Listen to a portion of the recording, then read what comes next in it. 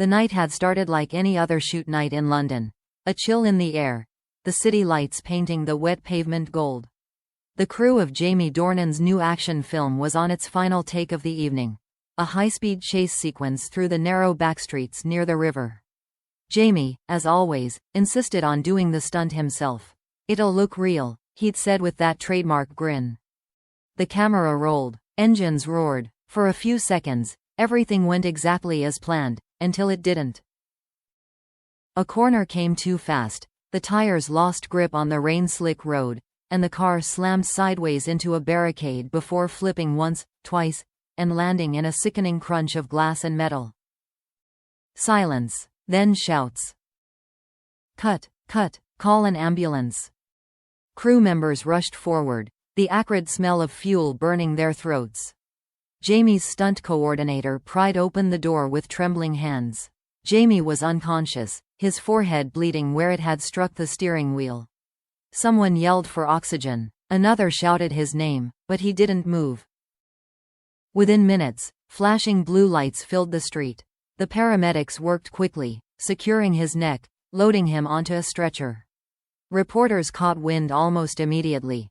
Word travels fast when the injured man is one of Hollywood's most recognizable faces. By midnight, every major outlet had the same headline. Jamie Dornan hospitalized after on-set accident. Fans flooded social media with prayers, disbelief, panic. "Please tell me he's okay. This can't be real, not Jamie." Inside the emergency wing of St. Bartholomew's Hospital, doctors fought to stabilize him. Broken ribs, a concussion, deep bruising along his left side. Nothing fatal, but serious enough to leave everyone shaken.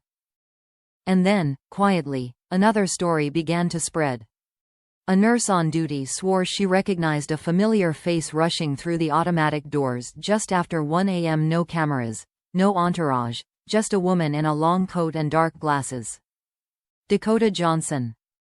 For years, she and Jamie had walked separate paths, different projects, different cities, carefully avoiding the public's obsession with their once electric partnership.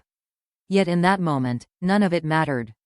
She didn't wait for permission. She pushed past security, murmured something to the staff, and was led down a dim corridor toward the intensive care unit.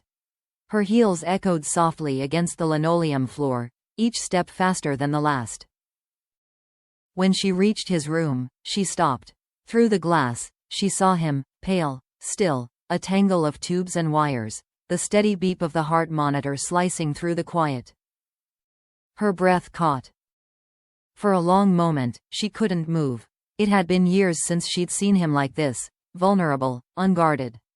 She pressed a hand to the glass, whispering his name as if he could somehow hear it through the sterile air. "Jamie?" A nurse noticed her and opened the door. "You can go in, but just for a moment," the woman said gently. Dakota nodded, stepping inside. The room smelled faintly of antiseptic and metal. She walked to his bedside, fingers trembling, and for the first time in forever, she didn't care about who might see or what stories might come of it. "Hey," she said softly, voice barely above a breath. "You always said you liked doing your own stunts. Guess you proved your point." She tried to smile, but it broke halfway through. A tear slipped down her cheek. She reached out, hesitated, then took his hand, cold, still, but alive.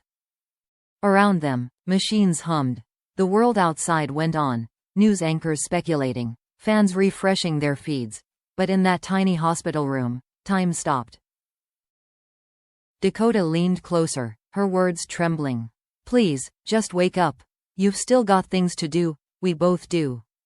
For a heartbeat, she thought she felt his fingers twitch. Or maybe she only wanted to believe it. A doctor entered quietly, checking vitals. "He's stable," he murmured. "He just needs rest." Dakota nodded, wiping her eyes quickly before turning toward the window. Beyond it, the first hint of dawn touched the skyline, soft, gray, uncertain. She knew the world would find out she was there. She knew the headlines would spin it into something wild. But none of that mattered. The only thing that mattered was the man lying motionless beneath the sheets. And as she stood there, a memory flooded back, his laugh between takes, his voice saying, "I'll always have your back." Now it was her turn to keep that promise. When a nurse asked quietly, "Are you family?" Dakota paused for a second, then whispered, "Something like that."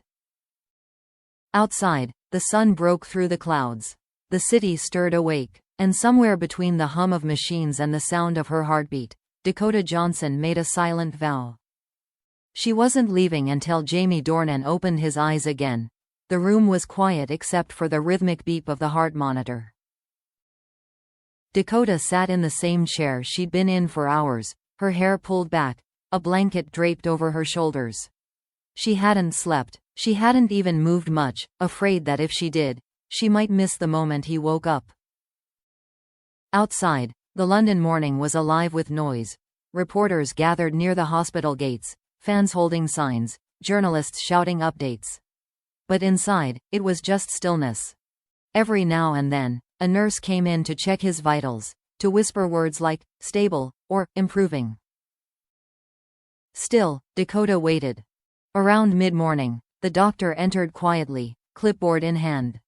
"He should regain consciousness soon," he said with a kind smile. "He's been through a lot, but he's strong." She nodded, her voice trembling. "I know he is." Hours passed. The sunlight shifted across the room, the shadows moving slowly across the white sheets. Dakota leaned forward, resting her head on the side of the bed, her hand still holding his. "You're stubborn, you know that?" she murmured. "Always have to do everything yourself." And then, a small sound. A faint movement. She lifted her head instantly. Jamie's fingers twitched again, this time for real. His breathing changed, slower, deeper, conscious. His eyelids fluttered, then opened, confusion clouding the soft green of his eyes. For a second, he stared at the ceiling, trying to remember where he was. Then his gaze shifted, and found her. "Dakota?" His voice was barely a whisper. She froze, then smiled through her tears. "Hey, welcome back." Jamie blinked, disoriented. "What happened?" "You crashed during filming," she said gently. "Scared the hell out of everyone." He groaned, half in pain, half in disbelief. "That bad?" She nodded. "Bad enough that I flew across the city when I heard."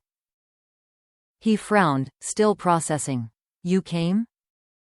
Dakota laughed softly, wiping a tear. "Of course I did. What did you think? I just read about it online." Jamie's lips curved slightly, the faintest hint of his old smile. "You shouldn't have worried." "Well, that's not really up to you, is it?" she said, voice cracking. They both fell quiet. The silence between them wasn't awkward, it was full. Full of everything they hadn't said for years. He studied her face, the dark circles under her eyes, the worry she'd tried to hide. "How long have you been here?" "Since last night," she admitted. "You gave us all a scare." Jamie sighed softly, eyes closing for a moment. "You always did worry too much." "Someone had to," she whispered. He looked at her again, his expression softening. "You stayed." "I wasn't going to leave," Dakota said simply. For a moment, neither moved. The machines hummed quietly, the sunlight warmed the edges of the sheets, and it was as if the years between them had melted away. "Do you remember," Jamie said suddenly, "that night in Vancouver? You said if I ever ended up in a hospital, you'd bring me coffee and read me bad poetry." Dakota smiled, the memory tugging at her heart. "I didn't bring coffee, but I can find some terrible poetry if you want." He laughed weakly, and then winced, pressing a hand to his ribs. "Careful, laughing hurts." "Then don't make me funny," she teased, brushing a strand of hair behind her ear. Their eyes met again, and for a brief moment, the tension in the room shifted. It wasn't just relief anymore, it was realization. She had come because she cared. Maybe she always had. Jamie reached out slowly, his fingers brushing hers. "Thank you," he whispered. "For what?" "For still showing up." Dakota swallowed hard. "You would have done the same." He nodded faintly. "Yeah, I guess I would." Another silence. Then Jamie's tone softened. Dakota, when I woke up and saw you here, I thought I was dreaming. She smiled through tears. Maybe you are. He closed his eyes briefly, then opened them again. If I am, don't wake me up. The words hung between them, tender, dangerous, real. A nurse entered then, breaking the spell. She checked Jamie's monitors and smiled. Looks like you've got the best medicine right here, she joked, nodding toward Dakota. Dakota laughed awkwardly, glancing away.